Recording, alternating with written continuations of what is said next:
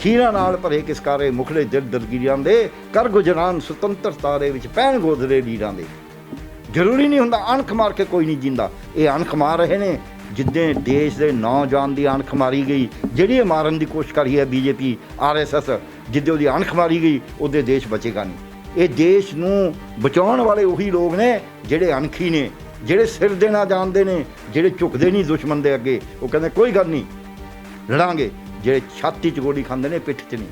ਕਹਿੰਦੇ ਸਾਡਾ ਕਾਤਲ ਹੀ ਕੱਚਾ ਨਿਸ਼ਾਨ ਕੀ ਸੀ, ਅਸਾਂ ਗੋਲੀ 'ਚੋਂ ਕੰਡ ਪਵਾਈ ਤਾਂ ਨਹੀਂ। ਉਹ ਲੋਕ ਇਸ ਦੇਸ਼ ਨੂੰ ਬਚਾਉਂਦੇ ਨੇ, ਇਸ ਦੇਸ਼ ਦੀ ਏਕਤਾ ਨੂੰ ਬਚਾਉਣਗੇ। ਇਹ ਤਾਂ ਦੇਸ਼ ਨੂੰ ਖਿਰੂ ਖਿਰੂ ਕਰਦੇ ਤੁਰੇ ਹੋਏ ਨੇ। 3 ਸੈਨਾ ਦੇ ਮੁਖੀਆਂ ਨੇ ਆ ਕੇ ਕਹਿ ਦਿੱਤਾ ਵੀ ਇਹ ਬਿਲਕੁਲ ਸਹੀ ਸਕੀਮ ਹੈ, ਇਸ ਨੂੰ ਲਾਗੂ ਅਸੀਂ ਕਰਾਂਗੇ।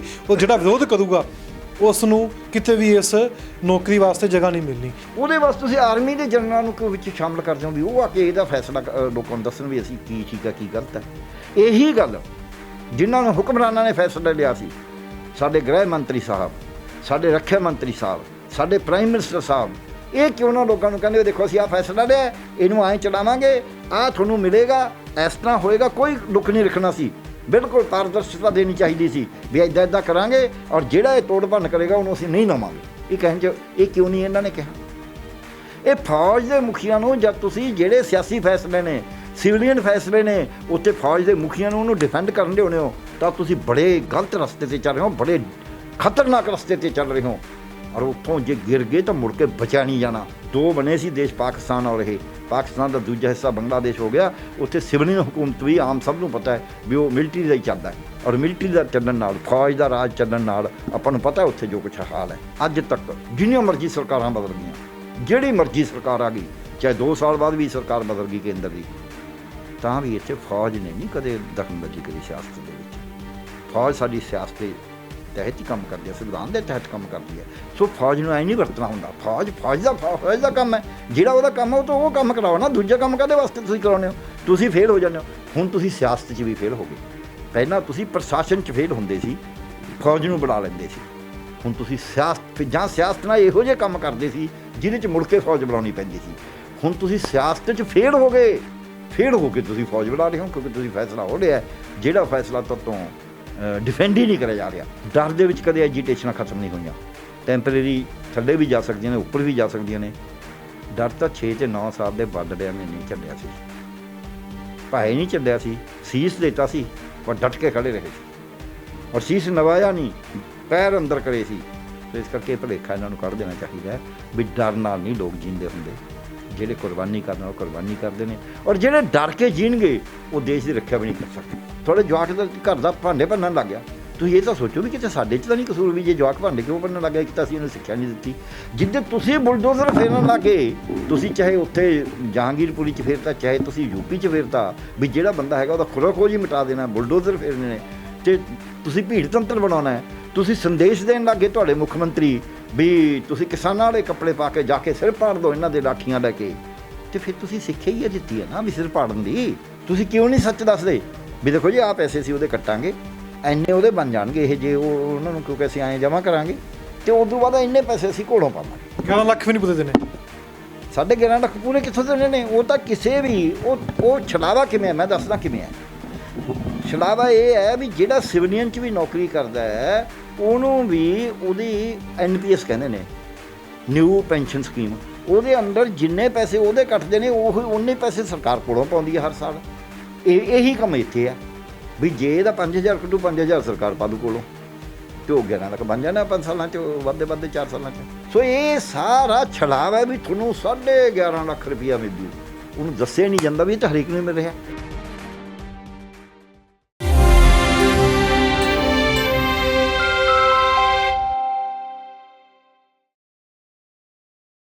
ਅਗਨੀਪਥ ਇੱਕ ਸਕੀਮ ਦੇ ਤਹਿਤ ਫੌਜੀਆਂ ਦੀ ਭਰਤੀ ਹੋਣੀ ਸੀ। ਉਸ ਤੋਂ ਬਾਅਦ ਪ੍ਰੋਟੈਸਟ ਹੋਣੇ ਸ਼ੁਰੂ ਹੁੰਦੇ ਨੇ। ਪ੍ਰੋਟੈਸਟ ਹੁੰਦੇ ਨੇ, ਉਮਰ ਰੱਖੀ ਜਾਂਦੀ ਹੈ 17.5 ਤੋਂ 21। ਪ੍ਰੋਟੈਸਟ ਤੋਂ ਬਾਅਦ 21.5 ਤੋਂ 23.5 ਸਾਲ ਦੀ ਉਮਰ ਕਰ ਦਿੱਤੀ ਜਾਂਦੀ ਹੈ। ਪਰ ਦੂਸਰੇ ਪਾਸੇ ਸਰਕਾਰ ਨੇ ਕਹਿਤਾ ਹੈ ਕਿ ਸਕੀਮ ਤਾਂ ਲਾਗੂ ਹੋਏਗੀ। 3 ਸੈਨਾ ਦੇ ਮੁਖੀਆਂ ਨੇ ਵੀ ਪ੍ਰੈਸ ਕਾਨਫਰੰਸ ਕੀਤੀ ਹੈ ਜਿਸ ਵਿੱਚ ਕਿਹਾ ਉਹਨਾਂ ਨੇ ਕਿ ਜੋ ਵੀ ਇਸ ਸਕੀਮ ਦਾ ਵਿਰੋਧ ਕਰੂਗਾ ਉਸ ਨੂੰ ਕੱਲ੍ਹ ਭਰਤੀ ਨਹੀਂ ਕੀਤਾ ਜਾਵੇਗਾ। ਸਾਡੇ ਨਾਲ ਮੌਜੂਦ ਨੇ ਡਾਕਟਰ ਪਿਆਰੇ ਲਾਲ ਗਰਗ। ਤੁਹਾਨੂੰ ਪਹਿਲਾਂ ਵੀ ਇੱਕ ਕਰਨਲ ਤੇ ਬ੍ਰਿਗੇਡੀਅਰ ਦਾ ਇੰਟਰਵਿਊ ਦਿਖਾਇਆ ਸੀ ਜਿਨ੍ਹਾਂ ਨੇ ਕਿਹਾ ਸੀ ਕਿ ਅਸੀਂ ਇਸ ਸਕੀਮ ਦਾ ਵਿਰੋਧ ਕਰਨੇ ਆ। ਸਾਡਾ ਡਾਕਟਰ ਪਿਆਰੇ ਲਾਲ ਗਰਗ ਨੇ ਗੱਲਬਾਤ ਕਰਾਂਗੇ ਔਰ ਕੋਸ਼ਿਸ਼ ਕਰਾਂਗੇ ਜੋ ਇਸ ਸਮੇਂ ਖੋਜ ਹੀ ਪ੍ਰਚਾਰਿਆ ਜਾ ਰਿਹਾ ਕਿ ਇਸ ਦੇਸ਼ ਨੂੰ ਛੱਡ ਕੇ ਬਾਕੀ ਹੋਰ ਦੁਨੀਆ ਦੇ ਵਿੱਚ ਵੀ ਇਹ ਸਕੀਮ ਹੈਗੀ ਹੈ ਕਿ ਵਾਕਈ ਹੀ ਉਹ ਵੀ ਅਗਨੀਪਥ ਦੀ ਸਕੀਮ ਹੈ ਜਾਂ ਸਾਨੂੰ ਉਹ ਵੀ ਝੂਠ ਪਰੋਸਿਆ ਜਾ ਰਿਹਾ ਹੈ। ਗਰਗ ਸਾਹਿਬ ਸਾਡੇ ਨਾਲ ਨੇ। ਸਰ ਬਹੁਤ ਬਹੁਤ ਸਵਾਗਤ ਹੈ ਪੰਜਾਬ ਨਿਊਜ਼ ਤੋਂ। ਸ਼ੁਕਰੀਆ ਜੀ। ਇੱਕ ਸਵਾਲ ਜੋ ਇਸ ਸਮੇਂ ਚੱਲ ਰਿਹਾ ਕਿ ਭਾਰਤ ਵਿੱਚ ਕਿਉਂ ਵਿਰੋਧ ਹੋ ਰਿਹਾ ਅਗਨੀਪਥ ਦਾ, ਤੇ ਦੂਜੇ ਪਾਸੇ ਹੋਰ ਵੀ ਦੇਸ਼ ਹੈਗੇ ਨੇ, ਹੋਰ ਵੀ ਮੁਲਕ ਹੈਗੇ ਨੇ ਜਿੱਥੇ ਇਸ ਤਰੀਕੇ ਨਾਲ ਭਰਤੀ ਹੋ ਰਹੀ ਹੈ ਕਿ ਵਾਕਈ ਉਹ ਵੀ ਇੱਕ ਅਗਨੀਪਥ ਦਾ ਰੂਪ ਹੈ ਕਿ ਉਹ ਅਲੱਗ ਚੀਜ਼ ਹੈ, ਅਲੱਗ ਤਰੀਕੇ ਨਾਲ ਭਰਤੀ ਹੁੰਦੀ ਹੈ। ਦੇਖੋ ਬਹੁਤ ਸਾਰੇ ਮੁਲਕ ਐਸੇ ਨੇ ਜਿੱਥੇ ਹਰ ਜਿਹੜਾ ਬਾਲਗ ਨਾਗਰਿਕ ਆ ਉਹਨਾਂ ਮੁਲਕਾਂ ਦਾ, ਸ਼ਹਿਰੀ ਹੈ, ਉਹਨੂੰ ਫੌਜ ਦੇ ਵਿੱਚ ਜਾਣਾ ਜ਼ਰੂਰੀ ਹੈ, ਫੌਜ 'ਚ ਸੇਵਾ ਕਰਨਾ ਜ਼ਰੂਰੀ ਹੈ। ਉਹ ਹੋਰ ਚੀਜ਼ ਹੈ। ਇਹ ਅਗਨੀਪਥ ਹੈ ਜਿਹੜੀ ਇੱਕ ਜੋਬ ਹੈ ਕਿ ਜੇ ਅਸੀਂ ਤੁਹਾਨੂੰ ਕੱਚਾ ਠੇਕੇ 'ਤੇ ਜੋਬ ਦੇਵਾਂਗੇ, ਇਹਦੇ ਨਾਲ ਸਾਰੇ ਸ਼ਹਿਰੀਆਂ ਨੂੰ ਤਾਂ ਹੈ ਨਹੀਂ, ਸਾਰੇ ਨਾਗਰਿਕਾਂ ਨੂੰ ਕਰਦੇ ਭਾਰਤ ਸਰਕਾਰ, ਕੋਈ ਇਤਰਾਜ਼ ਨਹੀਂ ਹੈ। ਹਰ ਇੱਕ 18 ਸਾਲ ਨੂੰ ਫਿਰ ਕਿ ਇਹਨਾਂ ਦੇ ਆਪਦੇ ਜਵਾਕ ਵੀ ਜਾਣਾ ਪਏਗਾ ਨਾ। ਹੁਣ ਤਾਂ ਇਹ ਆ ਵੀ ਜੇ ਇੱਥੇ ਐਜੀਟੇਸ਼ਨ ਚੱਲਦੀ ਹੈ, ਬਾਦਲ ਸਾਹਿਬ ਭਰਤੀ ਕਰਦੇ ਆ ਮਰਜ਼ੀ ਬੜੇ, ਪਰ ਸੁਖਬੀਰ ਬਾਦਲ ਜਾਂ ਮਨਪ੍ਰੀਤ ਬਾਦਲ ਤਾਂ ਬਾਹਰ ਪੜ ਰਹੇ ਨੇ ਉਸ ਵਕਤ। ਇਹ ਤਾਂ ਲੋਕਾਂ ਦੇ ਜਵਾਕਾਂ ਵਾਸਤੇ ਹੈ ਨਾ। ਸੋ ਜੇ ਤੁਸੀਂ ਕਹਿੰਦੇ ਹੋ ਵੀ ਅਸੀਂ ਸੋਸ਼ਲ ਸਿਕਿਉਰਿਟੀ ਸਕੀਮ, ਸੁਰੱਖਿਆ, ਦੇਸ਼ ਦੀ ਸੁਰੱਖਿਆ 'ਚ ਹਰੇਕ ਨੂੰ ਹਿੱਸਾ ਲੈਣਾ ਚਾਹੀਦਾ, ਹਰੇਕ ਨੂੰ ਤਿਆਰ ਰਹਿਣਾ ਚਾਹੀਦਾ, ਫਿਰ ਸਭ ਵਾਸਤੇ ਜ਼ਰੂਰੀ ਕਰ ਦਿਓ, ਫਿਰ ਕੋਈ ਵੀ ਨਾ ਰਹੇ। ਫਿਰ ਇਹਨਾਂ ਦੇ ਜਵਾਕਾਂ ਨੂੰ ਵੀ ਤਾਂ ਜਾਣਾ ਪਊਗਾ ਨਾ ਆਰਮੀ 'ਚ 4 ਸਾਲ। ਇੱਕ ਤਾਂ ਇਹ ਸੀ। ਦੂਜਾ ਪਹਿਲਾਂ ਕੋਸ਼ਿਸ਼ ਕਰੀ ਸੀ ਵੀ ਇੱਕ ਸਿਵਲੀਅਨ ਟ੍ਰੇਨਿੰਗ ਦੇ ਦਿਓ, ਜਿਵੇਂ NCC ਸੀ, ACC ਸੀ, ਈਵਨ ਸਕਾਊਟਿੰਗ ਹੈਲਪ ਵਾਸਤੇ, ਭਾਵੇਂ ਆਰਮੀ ਦੀ ਨਹੀਂ ਸੀ ਪਰ ਉਹ ਆਰਮੀ 'ਚੋਂ ਹੀ ਨਿਕਲੀ ਸੀ ਬੇਡਨ ਪਾਵਲ ਦੀ ਸਕੀਮ ਕਿ ਆਰਮੀ ਵਾਲਿਆਂ ਦੀ ਕਿਵੇਂ ਉਹ ਸਹਾਇਤਾ ਕਰਨੀ ਸੀ, ਹੈਲਪ ਕਰਨੀ ਸੀ। ਸੋ ਸਕੀਮਾਂ ਹੋਰ ਚੀਜ਼ ਹੈ। ਇਹ ਜਿਹੜੀ ਹੈਗੀ ਹੈ ਇਹ ਰੈਗੂਲਰ ਭਰਤੀ ਦੀ ਬਜਾਏ ਠੇਕੇ 'ਤੇ ਭਰਤੀ ਹੈ। ਇਹ ਦੋਹਾਂ ਨੂੰ ਆਪਾਂ ਫਰਕ ਸਮਝੀਏ। ਇਹ ਦੋਏ ਜਿਹੜਾ ਵੀ ਇਹਨੂੰ ਰਲਗੜ ਕਰਦਾ ਇਹਦਾ ਮੈਂ ਜਾਂ ਤਾਂ ਉਹਨੇ ਸਕੀਮ ਨੂੰ ਸਮਝਿਆ ਨਹੀਂ ਜਾਂ ਉਹ ਜਾਣਬੁੱਝ ਕੇ ਕਰ ਰਿਹਾ। ਦੋਨਾਂ ਗੱਲਾਂ 'ਚ ਕੋਈ ਵੀ ਹੋ ਸਕਦੀ। ਆਪਾਂ ਕਿਸੇ ਦੇ ਕੁਛ ਇਹ ਤਾਂ ਕਹਿ ਨਹੀਂ ਸਕਦੇ ਵੀ ਉਹ ਕਿਉਂ ਕਰ ਰਿਹਾ, ਪਰ ਇਹ ਹੈ ਗਲਤ। ਇਹ ਉਹਦੇ ਨਾਲ ਮੇਲ ਹੀ ਨਹੀਂ ਖਾਂਦੀ। ਇਹ ਗੁੰਮਰਾਹ, ਇਹ ਛਲਾਵਾ ਹੈ। ਹੁਣ ਦੂਜਾ ਪੱਖ ਇਹ ਹੈ ਕਿ ਜਿਹੜੀ ਫੌਜ ਹੈ, ਫੌਜ ਕਦ ਲੜਦੀ ਹੈ? ਫੌਜ ਨੇ ਜਾਨ ਦੇਣੀ ਹੁੰਦੀ ਹੈ। ਰੋਜ਼ ਹੀ ਆਪਾਂ ਨੂੰ ਪਤਾ ਸ਼ਹੀਦ ਹੋ ਰਹੇ ਨੇ। ਉਂਝ ਤਾਂ ਲੋਕ ਕਹਿਣਗੇ ਜੀ ਐਕਸੀਡੈਂਟ 'ਚ ਹੁੰਦਾ ਅਚਾਨਕ ਸ਼ਹੀਦ, ਜਾਣ ਕੇ ਕੋਈ ਨਹੀਂ ਗੋਲੀ ਅੱਗੇ ਜਾਂਦਾ। ਸੋ ਫੌਜ ਦੇ ਵਿੱਚ ਗੋਲੀ ਅੱਗੇ ਉਹ ਕਿਉਂ ਜਾਂਦਾ? ਉਹ ਜਾਂਦਾ ਉਹ ਇਸ ਕਰਕੇ ਨਹੀਂ ਜਾਂਦਾ ਵੀ ਉਹਨੂੰ ਇਕੱਲੀ ਤਨਖਾਹ ਮਿਲਦੀ ਹੈ। ਤਨਖਾਹ ਤਾਂ ਉਹਦਾ ਇੱਕ ਹਿੱਸਾ ਬਹੁਤ ਛੋਟਾ। ਤਨਖਾਹ ਤਾਂ ਸਿਵਲੀਅਨ ਨੂੰ ਉਦੋਂ ਬਹੁਤ ਜ਼ਿਆਦਾ ਵੱਧ ਮਿਲਦੀ ਹੈ। IAS ਅਫਸਰ ਨੂੰ ਇੱਕ ਵਾਰੀ ਮੈਂ ਕਿਹਾ ਸੀ, ਮੈਂ ਫਿਰ ਜਾਓ ਤੁਸੀਂ ਬਾਰਡਰ 'ਤੇ ਜਾ ਕੇ ਦੇਖੋ, ਫਿਰ ਪਤਾ ਲੱਗੂਗਾ ਨਾ।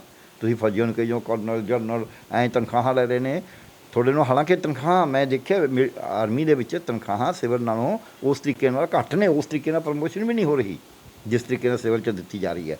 ਪਰ ਇਹਦੇ ਬਾਵਜੂਦ ਜਿਹੜੇ ਉੱਥੇ ਜਾਂਦੇ ਨੇ ਘੱਟ ਤਨਖਾਹਾਂ ਦੇ ਬਾਵਜੂਦ, ਉਹ ਜਾਂਦੇ ਨੇ, ਇੱਕ ਉਹਨਾਂ ਦੇ ਵਿੱਚ ਭਾਵਨਾ ਪੈਦਾ ਕਰੀ ਜਾਂਦੀ ਹੈ ਸਾਰੀ ਟ੍ਰੇਨਿੰਗ ਦੇ ਦੌਰਾਨ ਕਿ ਤੁਸੀਂ ਇਸ ਦੇਸ਼ ਦੀ ਆਨ ਬਾਨ ਅਤੇ ਸ਼ਾਨ ਹੋ। ਇਹ ਦੇਸ਼ ਦੇ ਲੋਕ ਆਰਾਮ ਨਾਲ ਸੌਂ ਰਹੇ ਨੇ। ਇੱਥੋਂ ਦਾ ਇੰਡਸਟਰੀਅਲਿਸਟ, ਕਾਰਖਾਨੇਦਾਰ, ਸਨਅਤਕਾਰ, ਇੱਥੋਂ ਦਾ ਕਿਸਾਨ, ਮਜ਼ਦੂਰ, ਬੁੱਧੀਜੀਵੀ, ਇੱਥੋਂ ਦੀਆਂ ਯੂਨੀਵਰਸਿਟੀਆਂ, ਇੱਥੋਂ ਦੇ ਵਿਗਿਆਨੀ, ਇੱਥੋਂ ਦੇ ਪ੍ਰਸ਼ਾਸਨਿਕ ਅਧਿਕਾਰੀ, ਇੱਥੋਂ ਦਾ ਸਿਆਸਤਦਾਨ, ਉਹ ਆਰਾਮ ਨਾਲ ਚੈਨ ਦੀ ਨੀਂਦ ਸੌ ਰਿਹਾ ਕਿਉਂਕਿ ਤੁਸੀਂ ਬਾਰਡਰ ਦੀ ਰਾਖੀ ਕਰ ਰਹੇ ਹੋ। ਅਰੇ ਇਹ ਸਾਰਾ ਦੇਸ਼ ਤੁਹਾਡੇ ਸਹਾਰੇ ਚੱਲ ਰਿਹਾ, ਤੁਸੀਂ ਅਸਲੀ ਹੀਰੋ ਹੋ। ਇਸੇ ਕਰਕੇ 15 ਜਨਵਰੀ, 15 ਅਗਸਤ, 26 ਜਨਵਰੀ ਨੂੰ ਆਪਾਂ ਨੂੰ ਪਤਾ ਹੀ ਆ ਸਾਰਾ ਜੋ ਦਿਖਾਇਆ ਜਾਂਦਾ, ਉਹ ਹੈ ਕਿ ਤੁਸੀਂ ਦੇਸ਼ ਨੂੰ ਤੁਸੀਂ ਬਚਾ ਰਹੇ ਹੋ। ਉਹਦੀ ਇੱਕ ਭਾਵਨਾ ਹੈ। ਜਦ ਇਹ ਭਾਵਨਾ ਉਹਦੀ ਬਣ ਗਈ, ਉਹਦੇ ਵਿੱਚ ਉਹਦੀ ਭਾਵਨਾ ਇਹ ਨਿਕਲਦੀ ਹੈ ਵੀ ਜੇ ਇਹ ਚੌਕੀ ਤੋਂ ਨਾ ਦੁਸ਼ਮਣ ਅੱਗੇ ਲੰਘ ਗਿਆ ਫਿਰ ਮੈਂ ਕੁਛ ਨਹੀਂ ਆ। ਉਹ ਕੋਰਟ ਮਾਰਸ਼ਲ ਤੋਂ ਨਹੀਂ ਡਰਦਾ। ਇਹ ਤੁਹਾਨੂੰ ਮੈਂ ਹੁਣ ਵੀ ਦੱਸ ਦਿੰਦਾ, ਡਰਦੇ ਨਹੀਂ ਲੋਕ ਨਾ ਫੌਜ 'ਚ ਲੜਦੇ ਹੁੰਦੇ। ਜੋਸ਼ 'ਚੋਂ ਲੜਦੇ ਨੇ, ਹੌਸਲੇ 'ਚੋਂ ਲੜਦੇ ਨੇ, ਆਪਦੇ ਇਸ਼ਟ ਵਾਸਤੇ ਲੜਦੇ ਨੇ ਵੀ ਮੈਂ ਗੁਰੂ ਦੀ ਸਹੁੰ ਖਾਧੀ ਹੈ ਫੌਜ 'ਚ ਆਉਣ ਵੇਲੇ ਵੀ ਦੇਸ਼ ਦੀ ਆਨ ਨੂੰ ਧੱਬਾ ਨਹੀਂ ਲੱਗਣ ਦਿਆਂਗਾ। ਹੁਣ ਮੈਂ ਉਹ ਜਿਹੜੀ ਸਹੁੰ ਖਾਧੀ ਉਹ ਥੋੜ੍ਹਾ ਮੈਂ ਝੂਠੀ ਜਾਣ ਦਿਆਂਗਾ। ਸੋ ਇਹ ਹੈ। ਪਰ ਜਿਹੜਾ 4.5 ਸਾਲ ਵਾਸਤੇ 4 ਸਾਲ ਵਾਸਤੇ ਭਰਤੀ ਹੋਇਆ ਹੈ, ਉਹ ਕਿਹੜੀ ਸਹੁੰ ਖਾਏਗਾ? ਉਹਨੂੰ ਤਾਂ 4 ਸਾਲ ਬਾਅਦ ਇਹੀ ਨਹੀਂ ਪਤਾ ਵੀ ਇੱਥੇ ਰਹਿਣਾ ਹੈ। 4 ਦੇ ਵਿੱਚੋਂ 3 ਨੇ ਰਹਿਣਾ ਹੀ ਨਹੀਂ ਉੱਥੇ। 3 ਨੂੰ ਇਹ ਕਹਿ ਕੇ ਕੱਢ ਦੇਣਾ ਇੱਕ ਕਿਸਮ ਦਾ। ਪ੍ਰੈਕਟੀਕਲੀ ਤਾਂ ਇਹੀ ਹੋਊਗਾ ਨਾ ਵੀ ਤੁਸੀਂ ਭਾਈ ਫਿੱਟ ਨਹੀਂ ਹੈਗੇ, ਕਿਉਂਕਿ 4 ਚੋਂ 3 ਇੱਕ ਚੁਣਨਾ, 100 ਦੇ ਵਿੱਚੋਂ 25 ਚੁਣਨੇ ਨੇ। ਕੋਈ ਤਾਂ ਤਰੀਕਾ ਬਣਾਉਣਗੇ ਨਾ 25 ਕਹਿਣ ਦਾ ਵੀ ਇਹ 25 ਠੀਕ ਨੇ। ਐਂ ਤਾਂ ਹੈ ਨਹੀਂ ਵੀ 25 ਜਿਹੜੇ ਮਰਜ਼ੀ ਲੈ ਲੇ। ਉਹ ਜਦ 25 ਚੁਣੇ ਜਦ ਬਾਕੀ 75 ਨੂੰ ਆਪ ਹੀ ਦੱਸਦਾ ਵੀ ਤੁਸੀਂ ਫਿੱਟ ਨਹੀਂ ਹੈਗੇ ਤਾਂ ਹੀ ਤੁਹਾਨੂੰ ਬਾਹਰ ਕੱਢਿਆ, ਨਹੀਂ ਤਾਂ ਸਾਰੇ ਹੀ ਰਹਿਣੇ ਚਾਹੀਦੇ ਸੀ। ਇੱਕ ਤਾਂ ਇਹ ਗੱਲ ਹੈ। ਸੋ ਉਹਦੇ ਨਾਲ ਹੀਨ ਭਾਵਨਾ ਪੈਦਾ ਹੁੰਦੀ ਹੈ। ਠੇਕੇਦਾਰ ਜਿਹੜਾ ਹੈ ਠੇਕੇ 'ਚ ਭਰਤੀ ਉਹ ਕਦੇ ਲੜਦਾ ਨਹੀਂ। ਗੁਰੂ ਗੋਬਿੰਦ ਸਿੰਘ ਦੀ ਜਦ ਪਹਿਲੀ ਭੰਗਾਣੀ ਦਾ ਯੁੱਧ ਹੋਇਆ ਸੀ ਉਦੋਂ ਠੇਕੇ 'ਤੇ ਭਰਤੀ ਹੋਏ ਸੀ ਉਹ। ਪੀਰ ਬੁੱਧੂ ਸ਼ਾਹ ਨੇ 500 ਬੰਦਾ ਪਠਾਨ ਭਰਤੀ ਕਰਾਇਆ ਸੀ, ਉਹ ਭੱਜ ਗਏ ਸੀ ਲੜਾਈ 'ਚੋਂ। ਫਿਰ ਪੀਰ ਬੁੱਧੂ ਸ਼ਾਹ ਆਪ ਆਇਆ ਸੀ ਆਪਦੇ ਮੁੰਡਿਆਂ ਨੂੰ ਨਾਲ ਲੈ ਕੇ, ਉਹਦੇ ਮੁੰਡੇ ਸ਼ਹੀਦ ਵੀ ਹੋਏ ਸੀ ਉਹਦੇ 'ਚ, ਅਤੇ ਉਹ ਲੜਾਈ ਜਿੱਤੀ ਸੀ ਗੁਰੂ ਸਾਹਿਬ ਨੇ। ਉਦੋਂ ਵਲੰਟੀਅਰ ਭਰਤੀ ਕਰੇ ਸੀ, ਜਿਹੜਾ ਖਾਲਸਾ ਸਾਜਿਆ ਸੀ ਉਦੋਂ ਬਾਅਦ ਹੋਇਆ ਸੀ ਵੀ ਇਹ ਵਲੰਟੀਅਰ ਲੜਨਗੇ। ਔਰ ਉਹ ਵਲੰਟੀਅਰਾਂ ਦਾ ਸਬੂਤ ਹੈ, ਬਾਬਾ ਬੰਦਾ ਸਿੰਘ ਬਹਾਦਰ ਜਦ ਇੱਥੇ ਆਇਆ ਸੀ ਤਾਂ ਉਹਦੇ ਕੋਲ ਨਾਲ 25 ਸਿੰਘ ਸੀਗੇ ਸਿਰਫ, ਅਤੇ 5 ਤੀਰ ਸੀ ਉਹਦੇ ਦਿੱਤੇ ਹੋਏ ਗੁਰੂ ਸਾਹਿਬ ਦੇ ਹੁਕਮਨਾਮੇ ਸੀ। ਉਹਨੇ ਤਰਥੱਲੀ ਮਚਾਤੀ ਸੀ, ਉਸ ਮੁਗਲ ਹਕੂਮਤ ਦੀਆਂ ਜੜ੍ਹਾਂ ਹਲਾਤੀਆਂ ਸੀ ਜਿਹਦੇ ਵੱਲ ਕੋਈ ਅੱਖ ਨਹੀਂ ਪੱਟ ਕੇ ਦੇਖਦਾ ਸੀ। ਸੋ ਇਸ ਕਰਕੇ ਇੰਨਾ ਸੌਖਾ ਨਹੀਂ, ਜਿਹਨੂੰ ਅੰਗਰੇਜ਼ ਵੀ ਇੰਨਾ ਸੌਖਾ ਨਹੀਂ ਹਰਾ ਸਕਿਆ ਸੀ, ਉਸ ਨੂੰ ਬਾਬਾ ਬੰਦਾ ਸਿੰਘ ਬਹਾਦਰ ਨੇ ਹਰਾਇਆ ਸੀ। ਜੇ ਇੱਕ ਅਗਨੀਵੀਰ ਤੋਂ ਬਾਹਰ ਆ ਜਾਂਦਾ ਨੌਜਵਾਨ, ਉਸ ਤੋਂ ਬਾਅਦ ਨੌਕਰੀ ਦੇ ਪ੍ਰਬੰਧ ਕਿੰਨੇ ਕਰਨਾ, ਨੌਕਰੀ ਕਿੱਥੇ ਕਰੂਗਾ? ਜੇ ਨਹੀਂ ਉਹ ਆਏਗਾ, ਪਹਿਲੀ ਗੱਲ ਜੇ ਆ ਜਾਂਦਾ ਨਹੀਂ, ਜਿੰਨੇ ਭਰਤੀ ਹੋਣੇ ਨੇ, ਜੇ 20,000 ਹੋ ਗਏ ਤਾਂ 15,000 ਨੇ ਆਉਣਾ, 40,000 ਹੋ ਗਏ ਤਾਂ 30,000 ਨੇ ਆਉਣਾ। ਜੇ 4 ਲੱਖ ਟੋਟਲ ਜਿਹੜਾ ਅਲਟੀਮੇਟਲੀ ਆਖਰਕਾਰ ਇਹਨਾਂ ਨੇ ਭਰਤੀ 'ਚ ਗਿਣੇ 10 ਲੱਖ ਦੀ 'ਚ ਉਹ ਭਰਤੀ ਹੁੰਦਾ 4 ਲੱਖ, ਅਤੇ ਉਹਦੇ 'ਚੋਂ 3 ਲੱਖ ਨੇ ਆਉਣਾ, ਉਹ ਆਉਣਾ ਹੀ ਆਉਣਾ ਪਹਿਲੀ ਗੱਲ। ਦੂਜੀ ਗੱਲ, ਜਿਹੜੇ ਮਿਲਣੇ ਨੇ ਉਹ ਤਾਂ ਕਹਿੰਦੇ ਅਸੀਂ 30,000 ਹੈ ਉਹ, ਪਰ ਉਹਨੂੰ ਮਿਲਣਾ 21,000 ਰੁਪਈਆ ਮਹੀਨੇ ਦਾ। ਇਹ ਠੇਕੇ 'ਤੇ ਸਭ ਤੋਂ ਛੋਟੀ ਪਗਾਰ ਹੈ, ਇਹ ਮਿਨੀਮਮ ਵੇਜ ਹੈ, ਜਿਹੜੀ ਘੱਟੋ ਘੱਟ ਉਜਰਤ ਹੈ ਉਹੀ ਹੈ ਬਸ, ਇਹ ਕਿਸਮ ਦੀ ਘੱਟੋ ਘੱਟ ਉਜਰਤ 'ਤੇ ਭਰਤੀ ਕਰਿਆ ਜਾ ਰਿਹਾ ਹੈ, ਜਦ ਕਿ ਕਪੀਅਨ ਦੀ ਵੀ ਤਨਖਾਹ ਇਦੋਂ ਜ਼ਿਆਦਾ ਹੈ।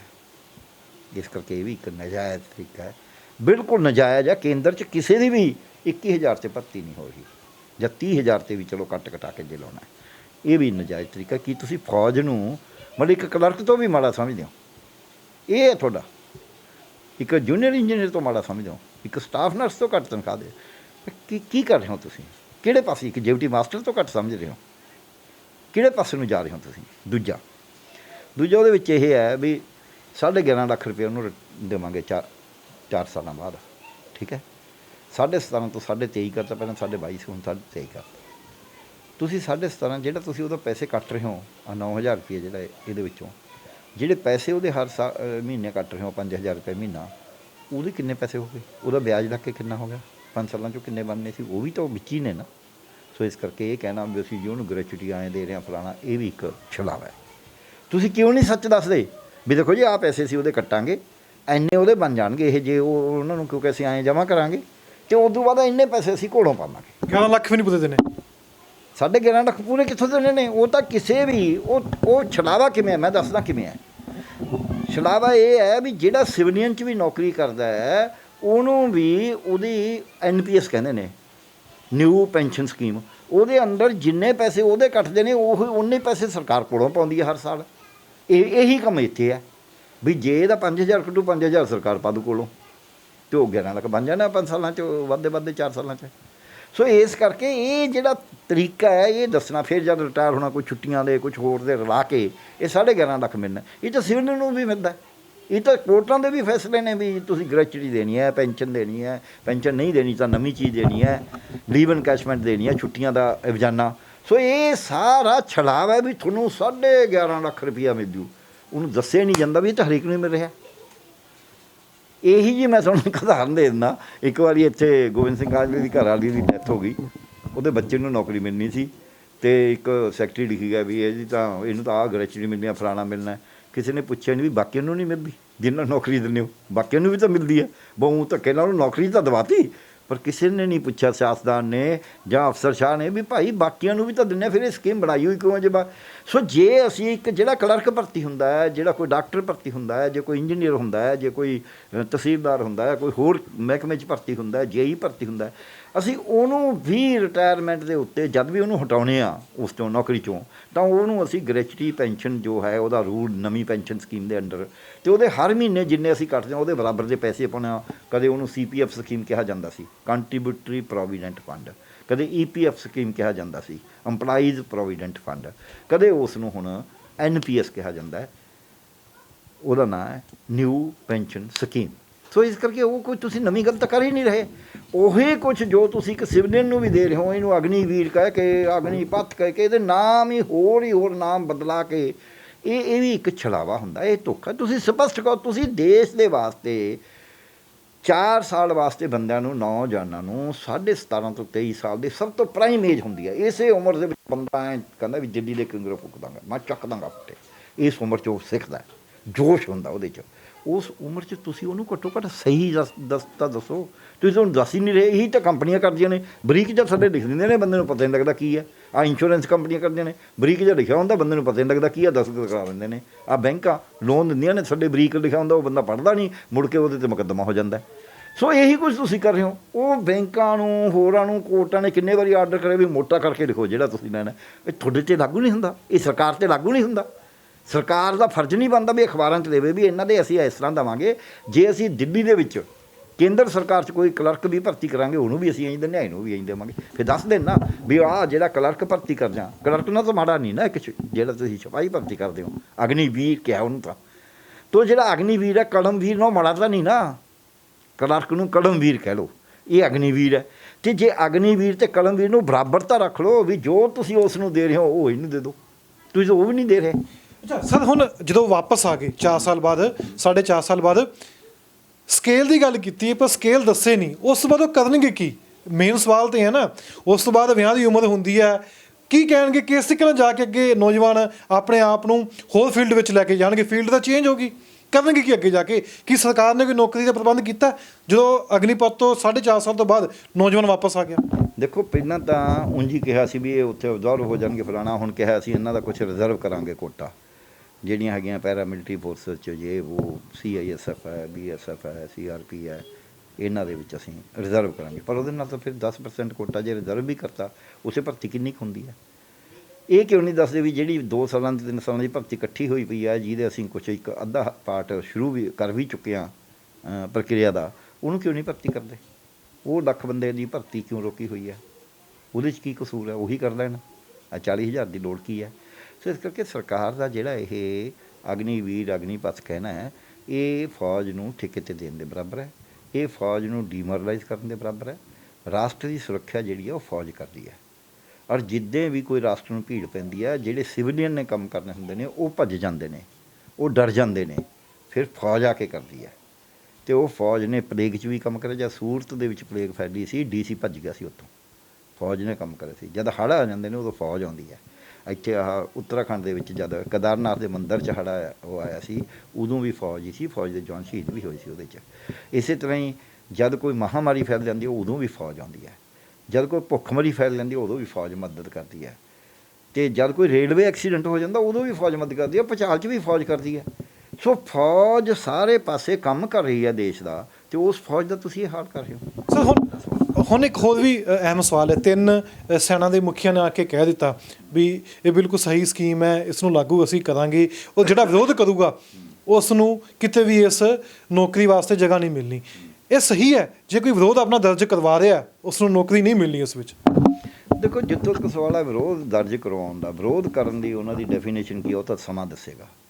ਜਿਹੜੀਆਂ ਅੱਗਜਣੀ ਦੀਆਂ ਘਟਨਾਵਾਂ ਕਰਨੀਆਂ ਹੁੰਦੀਆਂ ਨੇ, ਉਹ ਡੈਫੀਨੇਟਲੀ ਇਹ ਲੱਗਦਾ ਹੁੰਦਾ ਹੈ ਵੀ ਜਿਹੜੀ ਇੱਕ ਡਿਸਿਪਲਿਨਡ ਫੋਰਸ ਆ ਫੌਜ, ਅਤੇ ਡਿਸਿਪਲਿਨਡ ਜਿਹੜੀ ਫੋਰਸ ਹੋਵੇ ਉਹਦੇ ਵਿੱਚ ਜਿਨ੍ਹਾਂ ਨੇ ਇਨਡਿਸਿਪਲਿਨ ਕ੍ਰੀਏਟ ਕਰਿਆ ਹੋਵੇ, ਕੋਈ ਅੱਜ ਦੀ ਗੱਲ ਨਹੀਂ, ਉਹ ਪਹਿਲਾਂ ਵੀ ਐਂ ਕਰਦੇ ਸੀ, ਉਹ ਹਿਸਟਰੀ ਪੂਰੀ ਦੇਖਦੇ ਸੀ।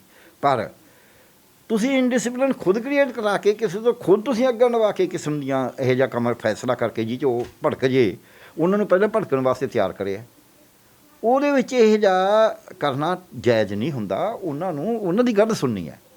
ਉਹ ਮੈਂ ਕਹਿੰਦਾ ਉਹ ਗਲਤ ਹੋ ਸਕਦੇ ਨੇ ਬੱਚੇ ਜਿਹੜਾ ਕੁਛ ਕਰ ਰਹੇ ਨੇ। ਮੈਂ ਵੀ ਇਸ ਗੱਲ ਨੂੰ ਸਹਿਮਤ ਨਹੀਂ ਹਾਂ, ਬਲਕਿ ਅੱਗਾਂ ਲਾ ਕੇ, ਟ੍ਰੇਨਾਂ ਸਾੜ ਕੇ, BJP ਦੇ ਦਫ਼ਤਰ 'ਚ ਪੱਥਰਬਾਜ਼ੀ ਕਰਕੇ ਤੁਸੀਂ ਇਨਵਾਈਟ ਕਰ ਰਹੇ ਹੋ ਕਿ ਤੁਹਾਨੂੰ ਫੜ ਕੇ ਜੇਲ੍ਹਾਂ 'ਚ ਬੰਦ ਕਰ ਦੇਣ ਅਤੇ ਤੁਹਾਡੇ ਐਜੀਟੇਸ਼ਨ 'ਤੇ ਡੰਗ ਚਲਾਉਣ।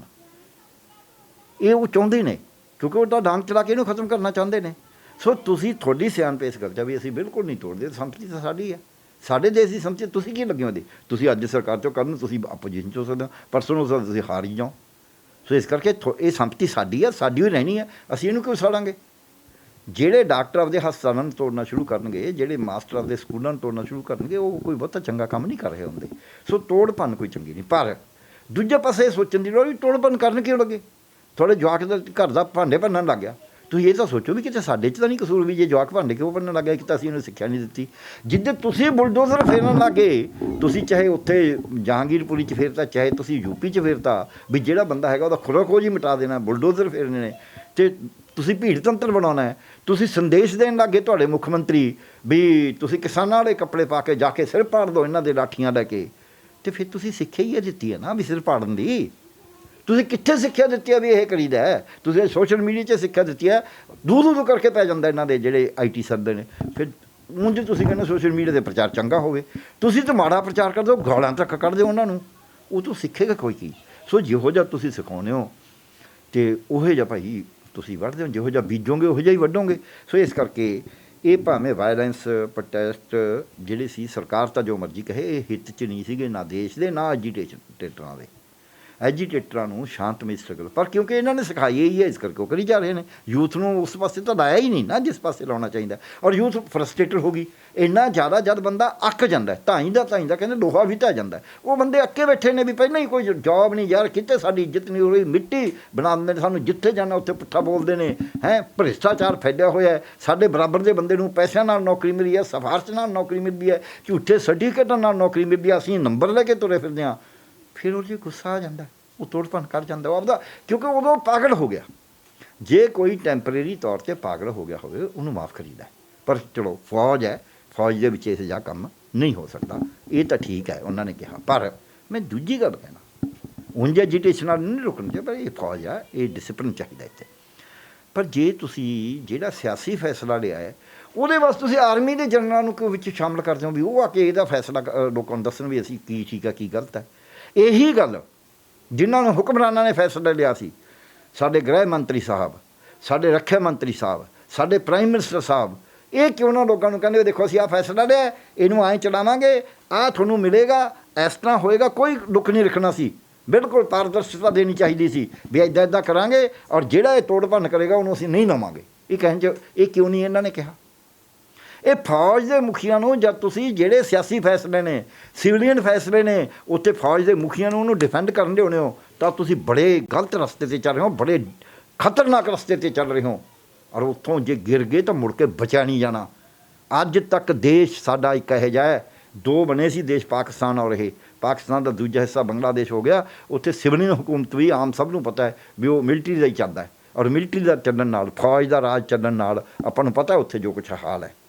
ਅਤੇ ਸਾਡੇ ਇੱਥੇ ਅੱਜ ਤੱਕ ਜਿੰਨੀਆਂ ਮਰਜ਼ੀ ਸਰਕਾਰਾਂ ਬਦਲ ਗਈਆਂ, ਜਿਹੜੀ ਮਰਜ਼ੀ ਸਰਕਾਰ ਆ ਗਈ, ਚਾਹੇ 2 ਸਾਲ ਬਾਅਦ ਵੀ ਸਰਕਾਰ ਬਦਲ ਗਈ ਕੇਂਦਰ ਦੀ, ਤਾਂ ਵੀ ਇੱਥੇ ਫੌਜ ਨੇ ਨਹੀਂ ਕਦੇ ਦਖਲਅੰਦਾਜ਼ੀ ਕਰੀ ਸਿਆਸਤ ਦੇ ਵਿੱਚ। ਫੌਜ ਸਾਡੀ ਸਿਆਸਤ ਦੇ ਤਹਿਤ ਹੀ ਕੰਮ ਕਰਦੀ ਹੈ, ਸੰਵਿਧਾਨ ਦੇ ਤਹਿਤ ਕੰਮ ਕਰਦੀ ਹੈ। ਸੋ ਜੇ ਫੌਜ ਨੂੰ ਤੁਸੀਂ ਸਿਆਸੀ ਫੈਸਲਿਆਂ 'ਚ, ਤੁਸੀਂ ਪਹਿਲਾਂ ਫੌਜ ਨੂੰ ਪ੍ਰਸ਼ਾਸਨਿਕ ਜਿਹੜੀਆਂ ਤੁਹਾਡੀਆਂ ਫੇਲਰ ਹੁੰਦੀਆਂ ਸੀ, ਅਸਫਲਤਾਵਾਂ ਹੁੰਦੀਆਂ ਸੀ ਕਿ ਤੁਸੀਂ ਨਾ ਬਿਮਾਰੀ ਰੋਕ ਸਕੇ, ਨਾ ਤੁਸੀਂ ਅੰਦਰ ਸ਼ਾਂਤੀ ਪੈਦਾ ਕਰ ਸਕੇ, ਨਾ ਤੁਸੀਂ ਲੋਕਾਂ ਦੇ ਮਸਲੇ ਹੱਲ ਕਰ ਸਕੇ, ਤੁਸੀਂ ਥਾਂ ਥਾਂ ਫੌਜ ਲਾਤੀ, ਫਿਰ ਵੀ ਕੁਛ ਹੱਦ ਤੱਕ ਉਹ ਠੀਕ ਹੋਇਆ ਸੀ। ਪਰ ਜਿੱਥੇ ਲੰਬਾਦਾਰ ਫੌਜ ਰਹੀ ਹੈ ਉੱਥੇ ਫੌਜ ਘਟੀ ਹੈ, ਉੱਥੇ ਲੋਕਾਂ ਦੇ ਮਨ 'ਚ ਵੀ ਫੌਜ ਦਾ ਸੰਸਕਾਰ ਘਟਿਆ ਅਤੇ ਲੋਕਾਂ ਨੇ ਲੜਾਈ ਵੀ ਕਰੀ ਹੈ। ਸੋ ਫੌਜ ਨੂੰ ਐਂ ਨਹੀਂ ਵਰਤਣਾ ਹੁੰਦਾ, ਫੌਜ ਦਾ ਕੰਮ ਹੈ, ਜਿਹੜਾ ਉਹਦਾ ਕੰਮ ਹੈ ਉਹ ਤਾਂ ਉਹ ਕੰਮ ਕਰਾਓ ਨਾ, ਦੂਜਾ ਕੰਮ ਕਾਹਦੇ ਵਾਸਤੇ ਤੁਸੀਂ ਕਰਾਉਂਦੇ ਹੋ? ਤੁਸੀਂ ਫੇਲ ਹੋ ਜਾਂਦੇ ਹੋ। ਹੁਣ ਤੁਸੀਂ ਸਿਆਸਤ 'ਚ ਵੀ ਫੇਲ ਹੋ ਗਏ, ਪਹਿਲਾਂ ਤੁਸੀਂ ਪ੍ਰਸ਼ਾਸਨ 'ਚ ਫੇਲ ਹੁੰਦੇ ਸੀ, ਫੌਜ ਨੂੰ ਬੁਲਾ ਲੈਂਦੇ ਸੀ, ਹੁਣ ਤੁਸੀਂ ਸਿਆਸਤ ਨਾਲ ਇਹੋ ਜਿਹੇ ਕੰਮ ਕਰਦੇ ਸੀ ਜਿਹਦੇ 'ਚ ਮੁੜ ਕੇ ਫੌਜ ਬੁਲਾਉਣੀ ਪੈਂਦੀ ਸੀ। ਹੁਣ ਤੁਸੀਂ ਸਿਆਸਤ 'ਚ ਫੇਲ ਹੋ ਗਏ, ਫੇਲ ਹੋ ਕੇ ਤੁਸੀਂ ਫੌਜ ਬੁਲਾ ਰਹੇ ਹੋ, ਕਿਉਂਕਿ ਤੁਸੀਂ ਫੈਸਲਾ ਹੋ ਲਿਆ ਜਿਹੜਾ ਫੈਸਲਾ ਤੋਂ ਡਿਫੈਂਡ ਹੀ ਨਹੀਂ ਕਰਿਆ ਜਾ ਰਿਹਾ। ਫੌਜ ਐਜੀਟੇਸ਼ਨ ਕੰਟਰੋਲ ਕਰਨ ਵਾਸਤੇ ਬੁਲਾਉਣਾ ਹੋਰ ਗੱਲ ਸੀ, ਸਿਆਸੀ ਫੈਸਲੇ 'ਚ ਵੀ ਫੌਜ ਉਸ ਫੈਸਲੇ ਨੂੰ ਸਹੀ ਕਹੇ, ਉਹ ਫੌਜ ਨੂੰ ਵਰਤਿਆ ਜਾਣਾ, ਇਹ ਬਹੁਤ ਮੰਦਭਾਗਾ ਦਿਨ ਹੈ ਦੇਸ਼ ਵਾਸਤੇ, ਕਿਉਂਕਿ ਤਿੰਨੇ ਫੌਜੀ ਜਨਰਲ ਉਹ ਫੌਜ ਦੇ ਮੁਖੀ ਨੇ, ਉਹ ਫੌਜਾਂ ਦਾ ਏਅਰ ਫੋਰਸ, ਨੇਵੀ ਅਤੇ ਇਨਫੈਂਟਰੀ, ਆਰਮੀ, ਇਹਨਾਂ ਦੇ ਉਹ ਮੁਖੀ ਨੇ, ਉਹ ਦੇਸ਼ ਦੇ ਰਾਸ਼ਟਰਪਤੀ ਦੇ ਤਹਿਤ ਨੇ, ਰਾਸ਼ਟਰਪਤੀ ਸਰਵਉੱਚ ਕਮਾਂਡਰ ਨੇ ਫੌਜਾਂ ਦੇ। ਸੋ ਇਸ ਕਰਕੇ ਜਿਹੜੇ ਸਿਆਸੀ ਤੁਸੀਂ ਫੈਸਲੇ ਲਏ ਨੇ, ਇਹ ਤੁਹਾਡੀ ਡਿਊਟੀ ਸੀ ਕਿ ਤੁਸੀਂ ਖੁਦ ਉਹਨੂੰ ਲੋਕਾਂ ਦੇ ਵਿੱਚ ਲੈ ਕੇ ਜਾਓ, ਤੁਸੀਂ ਖੁਦ ਕਹੋ, ਜਨਰਲ ਨੂੰ ਨਾ ਸ਼ਾਮਲ ਕਰੋ। ਜਿਹੜਾ ਡਰ ਪਾਉਣਾ ਵੀ ਅਸੀਂ ਐਂ ਕਰ ਦਾਂਗੇ, ਉਹ ਕਰ ਦਾਂਗੇ, ਡਰ ਦੇ ਵਿੱਚ ਕਦੇ ਐਜੀਟੇਸ਼ਨਾਂ ਖਤਮ ਨਹੀਂ ਹੋਈਆਂ, ਟੈਂਪਰੇਰੀ ਥੱਲੇ ਵੀ ਜਾ ਸਕਦੀਆਂ ਨੇ, ਉੱਪਰ ਵੀ ਜਾ ਸਕਦੀਆਂ ਨੇ। ਡਰ ਤਾਂ 6 ਤੇ 9 ਸਾਲ ਦੇ ਬਾਦੜਿਆਂ ਨੇ ਨਹੀਂ ਛੱਡਿਆ ਸੀ, ਭਾਵੇਂ ਨਹੀਂ ਛੱਡਿਆ ਸੀ, ਸੀਸ ਦਿੱਤਾ ਸੀ, ਪਰ ਡਟ ਕੇ ਖੜ੍ਹੇ ਰਹੇ ਸੀ। ਔਰ ਸੀਸ ਨਵਾਇਆ ਨਹੀਂ, ਪੈਰ ਅੰਦਰ ਕਰੇ ਸੀ। ਸੋ ਇਸ ਕਰਕੇ ਭੁਲੇਖਾ ਇਹਨਾਂ ਨੂੰ ਕੱਢ ਦੇਣਾ ਚਾਹੀਦਾ ਹੈ ਵੀ ਡਰ ਨਾਲ ਨਹੀਂ ਲੋਕ ਜੀਂਦੇ ਹੁੰਦੇ। ਜਿਹੜੇ ਕੁਰਬਾਨੀ ਕਰਨ ਉਹ ਕੁਰਬਾਨੀ ਕਰਦੇ ਨੇ, ਔਰ ਜਿਹੜੇ ਡਰ ਕੇ ਜੀਣਗੇ ਉਹ ਦੇਸ਼ ਦੀ ਰੱਖਿਆ ਵੀ ਨਹੀਂ ਕਰ ਸਕਦੇ। ਦੇਸ਼ ਦੀ ਰੱਖਿਆ ਵੀ ਤਾਂ ਹੀ ਹੋਊ ਜੇ ਹੌਸਲਾ। ਸਰ ਹੁਣ ਇੱਕ ਸਟੇਟਮੈਂਟ ਆਈ ਹੈ, ਹੁਣ ਤੁਸੀਂ ਸੁਣੀ ਹੋਏਗੀ, ਇੱਕ ਬੀਜੇਪੀ ਵੱਲੋਂ ਇੱਕ ਵਿਅਕਤੀ ਨੇ ਦਿੱਤੀ, ਆਪਾਂ ਇਹ ਤਾਂ ਨਹੀਂ ਕਹਿ ਸਕਦੇ ਕਿ ਪਾਰਟੀ ਨੇ ਦਿੱਤੀ, ਇੱਕ ਸ਼ਖਸ ਵੱਲੋਂ ਆਈ ਹੈ। ਉਹ ਕਹਿੰਦੇ ਨੇ ਕਿ ਅਗਨੀਪਥ ਤੋਂ ਆਉਣ ਤੋਂ ਬਾਅਦ ਪਹਿਲ ਉਹ ਉਹਨਾਂ ਨੂੰ ਦੇਣਗੇ ਜੋ ਵਾਪਸ ਆ ਗਏ ਨੇ, ਸਿਕਿਉਰਿਟੀ ਗਾਰਡ ਦੀ ਨੌਕਰੀ ਦੇਣਗੇ। ਦੇਖੋ ਬੀਜੇਪੀ ਹਮੇਸ਼ਾ ਹੀ ਬੇਇੱਜ਼ਤੀਆਂ ਕਰਦੀ ਆ ਲੋਕਾਂ ਦੀ। ਇਹਨਾਂ ਨੇ ਕਿਸਾਨਾਂ ਬਾਰੇ ਵੀ ਕਿਹਾ ਸੀ, ਸਾਡੀ ਇੱਕ ਬੁੱਢੀ ਮਾਂ ਵਾਸਤੇ ਕਹਿੰਦੇ ਤਾਂ ਕਿਰਾਏ 'ਤੇ ਆਈ ਹੋਈ ਆ, ਸਾਡੇ ਕੋਲ ਆ ਜਾ ਕੇ ਅਸੀਂ ਕਿਰਾਇਆ ਦੇ ਦਾਂਗੇ। ਜਦ ਲੋਕਾਂ ਨੇ ਉਹਨੂੰ ਕੰਗਨਾ ਰਣੌਤ ਨੂੰ ਕਿਹਾ ਵੀ ਇਹ ਤਿੱਗਣੇ ਪੈਸੇ ਦੇਵਾਂਗੇ, ਆ ਤੂੰ ਇਸੇ ਤਰ੍ਹਾਂ ਸਾਡੀ ਮਾਤਾ ਦੇ ਬਰਾਬਰ, ਫਿਰ ਚੁੱਪ ਕਰ ਗਈ, ਫਿਰ ਰੋਣ ਲੱਗ ਗਈ। ਇਹਨਾਂ ਨੇ ਬਾਹਰਲੇ ਦੇਸ਼ਾਂ 'ਚ ਇਦਾਂ ਹੀ ਕੁਛ ਕਿਹਾ ਸੀ ਕਰੋਨਾ ਵੇਲੇ। ਜਦੋਂ ਉਹਨਾਂ ਨੇ ਡੰਡਾ ਫੇਰਿਆ ਫਿਰ ਹਾੜੇ ਕੱਢਣ ਲੱਗੇ, ਪੈਰੀਂ ਹੱਥ ਲਾਉਣ ਲੱਗੇ। ਆਹ ਹੁਣ ਇਹਨਾਂ ਦੀ ਨੂਪੁਰ ਸ਼ਰਮਾ ਨੇ ਜੋ ਕਿਹਾ, ਫਿਰ ਹਾੜੇ ਕੱਢਣ ਲੱਗੇ। ਜੋ ਖੱਟੜ ਸਾਹਿਬ ਨੇ ਕਿਹਾ ਸੀ ਡਾਂਗਾ ਚੱਕ ਲਓ, ਹੋਰ ਫਿਰ ਭੱਜ ਗਏ, ਕਹਿੰਦੇ ਨਹੀਂ ਮੇਰਾ ਮਤਲਬ ਇਹ ਨਹੀਂ ਸੀ, ਮੈਂ ਤਾਂ ਕਹਿੰਦਾ ਕਿਹਾ ਹੀ ਨਹੀਂ ਸੀ। ਸੋ ਇਹ ਬਾਰ ਇਹੋ ਜਿਹੇ, ਇਹ ਐ ਨਹੀਂ ਵੀ ਉਹਨੇ ਕੱਢੇ ਨੇ ਦਿੱਤਾ, ਇਹ ਮਾਨਸਿਕਤਾ ਪੈਦਾ ਕਰੀ ਹੋਈ ਹੈ ਇਹਨਾਂ ਨੇ ਵੀ ਅਗਲੇ ਦੀ ਬੇਇੱਜ਼ਤੀ ਕਰੋ। ਅਗਲੇ ਨੂੰ ਕਹੋ ਤੂੰ ਦੁੱਕੀ ਹੈ, ਤੂੰ ਹੈ ਕੀ। ਇਹਨਾਂ ਨੂੰ ਪੁੱਛੇ ਵੀ ਫੌਜੀ ਜਾਨ ਤੁਹਾਡੇ ਬੀਜੇਪੀ ਦੇ ਅੰਦਰ ਬੈਠ ਕੇ ਤੁਸੀਂ ਜੋ ਮਰਜ਼ੀ ਕਰੋ, ਹੈਂ ਤੁਸੀਂ ਉਹਨਾਂ ਦੇ ਮੁਕਾਬਲੇ 'ਚ ਕਿਵੇਂ ਉੱਤੇ ਹੋ? ਨਾ ਤੁਸੀਂ ਡਟ ਸਕੋ, ਨਾ ਤੁਸੀਂ ਬਰਾਬਰ ਖੜ ਸਕੋ, ਤੁਸੀਂ ਅੰਦਰ ਚੌੜੇ ਹੋ ਕੇ ਬੈਠੋਗੇ ਕਿਉਂਕਿ ਪੈਸੇ ਤੁਸੀਂ ਇਕੱਠੇ ਕਰ ਲਏ। ਤੁਸੀਂ ਸਾਰਾ ਦੇਸ਼ ਅੰਬਾਨੀ ਅਡਾਨੀ ਨੂੰ ਵੇਚਤਾ, ਤੁਸੀਂ ਸਰਮਾਏਦਾਰਾਂ ਦੇ ਹਵਾਲੇ ਕਰਤਾ ਸਭ ਕੁਛ, ਅਤੇ ਲੋਕਾਂ ਨੂੰ ਬੇਰੁਜ਼ਗਾਰ ਕਰਤਾ। ਅਤੇ ਹੁਣ ਤੁਸੀਂ ਕਹਿੰਦੇ ਹੋ ਆ ਕੇ ਸਾਡੇ ਤੁਸੀਂ ਪਹਿਰਾ ਦਿਓ ਸਾਡੇ ਬੀਜੇਪੀ ਦੇ ਦਫ਼ਤਰਾਂ 'ਤੇ। ਕਿਉਂ ਦੇਣਗੇ ਉਹ ਪਹਿਰਾ? ਨਹੀਂ ਦੇਣਗੇ। ਬਾਕੀ ਉਂਝ ਬੀਜੇਪੀ ਦੇ ਦਫ਼ਤਰ ਬਥੇਰੇ ਉਹ ਗਾਰਡ ਗੂਡ ਨਾਲ ਰੱਖਦੀ ਨੇ, ਦੁਨੀਆ ਬਥੇਰੀ ਰੱਖਦੀ ਹੈ, ਪਰ ਇਹ ਕਹਿਣਾ ਇਹ ਤੋਹੀਨ ਆ ਫੌਜ ਦੀ ਵੀ, ਔਰ ਇਹਨਾਂ ਨੇ ਗਲਤ ਕਿਹਾ। ਇਹਨਾਂ ਨੂੰ ਉਸ ਬੀਜੇਪੀ ਦੇ ਲੀਡਰ ਦੇ ਉੱਤੇ ਐਕਸ਼ਨ ਲੈਣਾ ਚਾਹੀਦਾ, ਪਰ ਅਜੇ ਤੱਕ ਚੁੱਪ ਨੇ। ਹਾਂ ਵੱਡਾ ਰੌਲਾ ਪੈ ਗਿਆ ਫਿਰ ਉਹਦੇ 'ਤੇ ਐਕਸ਼ਨ ਵੀ ਲੈ ਲੈਣਗੇ, ਦਿਖਾਵੇ ਦਾ ਐਕਸ਼ਨ ਤਾਂ ਨੂਪੁਰ ਸ਼ਰਮਾ 'ਤੇ ਵੀ ਲਿਆ, ਪਰ ਦੇਖਿਓ ਸਹੀ ਵੀ ਉਹਦਾ ਕੀ ਹੁੰਦਾ ਅਲਟੀਮੇਟਲੀ ਨਵੀਨ ਕੁਮਾਰ ਜਨਤ ਦਾ। ਸੋ ਇਹ ਜਿਹੜੇ ਤੌਰ ਤਰੀਕੇ ਨੇ, ਕਿਸੇ ਨੇ ਕਿਹਾ ਖੀਰਾਂ ਨਾਲ ਭਰੇ ਕਿਸਕਾਰੇ ਮੁਖੜੇ ਦਿਲ ਦਲਗੀਰਾਂ ਦੇ, ਕਰ ਗੁਜਰਾਨ ਸੁਤੰਤਰਤਾ ਦੇ ਵਿੱਚ ਪੈਣ ਗੋਦਰੇ ਲੀਰਾਂ ਦੇ। ਜ਼ਰੂਰੀ ਨਹੀਂ ਹੁੰਦਾ ਅਣਖ ਮਾਰ ਕੇ ਕੋਈ ਨਹੀਂ ਜਿੰਦਾ, ਇਹ ਅਣਖ ਮਾਰ ਰਹੇ ਨੇ। ਜਿੱਦਾਂ ਦੇਸ਼ ਦੇ ਨੌਜਵਾਨ ਦੀ ਅਣਖ ਮਾਰੀ ਗਈ, ਜਿਹੜੀ ਮਾਰਨ ਦੀ ਕੋਸ਼ਿਸ਼ ਕਰੀ ਹੈ ਬੀਜੇਪੀ RSS, ਜਿੱਦੇ ਉਹਦੀ ਅਣਖ ਮਾਰੀ ਗਈ ਉਹਦੇ ਦੇਸ਼ ਬਚੇਗਾ ਨਹੀਂ। ਇਹ ਦੇਸ਼ ਨੂੰ ਬਚਾਉਣ ਵਾਲੇ ਉਹੀ ਲੋਕ ਨੇ ਜਿਹੜੇ ਅਣਖੀ ਨੇ, ਜਿਹੜੇ ਸਿਰ ਦੇਣਾ ਜਾਣਦੇ ਨੇ, ਜਿਹੜੇ ਝੁਕਦੇ ਨਹੀਂ ਦੁਸ਼ਮਣ ਦੇ ਅੱਗੇ। ਉਹ ਕਹਿੰਦੇ ਕੋਈ ਗੱਲ ਨਹੀਂ ਲੜਾਂਗੇ। ਜਿਹੜੇ ਛਾਤੀ 'ਚ ਗੋਲੀ ਖਾਂਦੇ ਨੇ, ਪਿੱਠ 'ਚ ਨਹੀਂ। ਕਹਿੰਦੇ ਸਾਡਾ ਕਾਤਲ ਹੀ ਕੱਚਾ ਨਿਸ਼ਾਨ 'ਚ ਹੀ ਸੀ, ਅਸਾਂ ਗੋਲੀ 'ਚੋਂ ਕੰਡ ਪਵਾਈ ਤਾਂ ਨਹੀਂ। ਉਹ ਲੋਕ ਇਸ ਦੇਸ਼ ਨੂੰ ਬਚਾਉਂਦੇ ਨੇ, ਇਸ ਦੇਸ਼ ਦੀ ਏਕਤਾ ਨੂੰ ਬਚਾਉਣਗੇ। ਇਹ ਤਾਂ ਦੇਸ਼ ਨੂੰ ਖਿਰੂ ਕਰਨ 'ਤੇ ਤੁਰੇ ਹੋਏ ਨੇ। ਇਹਨਾਂ ਨੇ ਕਹਿ ਦਿੱਤਾ ਸੀ ਵੀ ਅਸੀਂ ਕਸ਼ਮੀਰ 'ਚ ਆਹ ਕਰਤਾ ਜੀ, ਉਹ ਕਰਤਾ ਜੀ। 3 ਸਾਲ ਉੱਥੇ ਕਰਫਿਊ ਲਾ ਕੇ ਜ਼ੋਰ ਲਾ ਲਿਆ, ਇੰਟਰਨੈਟ ਬੰਦ ਕਰਤਾ, ਲੋਕਾਂ ਨੂੰ ਘਰੋਂ ਬਾਹਰ ਨਹੀਂ ਨਿਕਲਣ ਦਿੱਤਾ, ਹਸਪਤਾਲ 'ਚ ਨਹੀਂ ਜਾਣ ਦਿੱਤਾ। ਅਤੇ ਇਹਦੇ ਬਾਵਜੂਦ ਇਹੋ ਜਿਹੀ ਸਥਿਤੀ ਅੱਜ ਆ ਗਈ, ਕਤਲ ਤਾਂ ਰੋਜ਼ ਹੀ ਹੋ ਰਹੇ ਨੇ, ਕਿ ਜਿਹੜਾ ਉੱਥੇ ਮੁਲਾਜ਼ਮ ਲੱਗਿਆ ਹੋਇਆ ਨੌਨ ਮੁਸਲਮਾਨ, ਉਹ ਕਹਿੰਦਾ ਹੁਣ ਮੈਨੂੰ ਬਾਹਰ ਭੇਜੋ, ਮੈਂ ਨਹੀਂ ਇੱਥੇ ਰਹਿਣਾ। ਅੱਜ ਤੱਕ ਇਹ ਸਥਿਤੀ ਆਈ ਨਹੀਂ ਸੀ, ਇਹਨਾਂ ਦੇ ਫਾਰਮੂਲੇ ਨਾਲ ਆਹ ਸਥਿਤੀ ਆ ਗਈ। ਕਹਿੰਦੇ ਜਿਉਂ ਦਵਾ ਕੀ ਤੇ ਤੋਂ ਮਰਜ ਵੱਧਦਾ ਗਿਆ। ਸਰ ਮੈਂ ਕਾਫੀ ਸਵਾਲ ਹੈ ਜੋ ਹੁਣ ਪ੍ਰੋਟੈਸਟ ਕਰਦੇ ਨੇ ਨੌਜਵਾਨ ਇਸ ਸਮੇਂ, ਜੋ ਕਹਿੰਦੇ ਨੇ ਕਿ ਅਸੀਂ ਸਕੀਮ ਨਾਲ ਸਹਿਮਤ ਨਹੀਂ ਹੈਗੇ। ਫੌਜਾਂ ਦੀਆਂ ਉਹਨਾਂ ਨੇ ਪ੍ਰੈਕਟਿਸ ਵਿੱਚ ਵੀ ਕੀਤੀਆਂ, ਉਹਨਾਂ ਨੇ ਗਰਾਊਂਡ ਵਿੱਚ ਵੀ ਜਾ ਕੇ ਪਸੀਨਾ ਵਾਇਆ ਵੀ ਜਦੋਂ ਫੌਜ ਦੀ ਭਰਤੀ ਖੁੱਲ੍ਹੇਗੀ। ਇੱਕ ਤਾਂ ਖੁੱਲ੍ਹੀ ਬੜੇ ਲੰਬੇ ਸਮੇਂ ਬਾਅਦ ਸੀ, 2-3 ਸਾਲ ਲੱਗ ਗਏ ਸੀ। ਉਹ ਹੁਣ ਕਹਿੰਦੇ ਨੇ ਕਿ ਅਸੀਂ ਸਕੀਮ ਨਾਲ ਸਹਿਮਤ ਨਹੀਂ ਗਏ। ਹੁਣ ਇੱਕ ਪਾਸੇ ਸਰਕਾਰ ਨੇ ਕਹਿੰਦਾ ਸਕੀਮ ਅਸੀਂ ਲਾਗੂ ਕਰਨੀ ਹੈ, ਨੌਜਵਾਨ ਕਹਿੰਦੇ ਨੇ ਸਕੀਮ ਨਾਲ ਸਹਿਮਤ ਨਹੀਂ ਗਏ। ਫਿਰ ਕਿੱਥੇ ਗੱਲ ਬਣੇਗੀ? ਕਿਉਂਕਿ ਨੌਜਵਾਨ ਤਾਂ ਹੁਣ ਪ੍ਰੋਟੈਸਟ ਕਰਦੇ ਨੇ, ਸੜਕਾਂ ਦੇ ਉੱਤੇ ਵੀ ਹੈਗੇ ਨੇ। ਇਹ ਗੱਲ ਕਿੱਥੇ ਸਰਕਾਰ ਨੂੰ ਜਾ ਕੇ ਸਮਝ ਆਏਗੀ ਜੋ ਫੈਸਲਾ ਲਿਆ ਗਿਆ ਦਬਾਅ ਤੋਂ ਵਿਚਾਰ ਕੀਤੀ ਜਾ ਸਕਦੀ ਹੈ? ਦੇਖੋ ਇਹ ਸਰਕਾਰ ਜਿੱਦੀ ਬਹੁਤ ਹੈ, ਇਹ ਛੇਤੀ ਦੁਬਾਰਾ ਨਹੀਂ ਕਰਦੀ, ਪਰ ਇਹਨਾਂ ਦਾ ਹਾਲ ਇਹ ਆ ਵੀ ਗੰਢੇ ਵੀ ਖਾਧੇ ਤੇ ਸਜ਼ਾ ਵੀ ਪਾਈ। ਇਹ ਦੋਨੇ ਕੰਮ ਕਰਦੇ ਨੇ।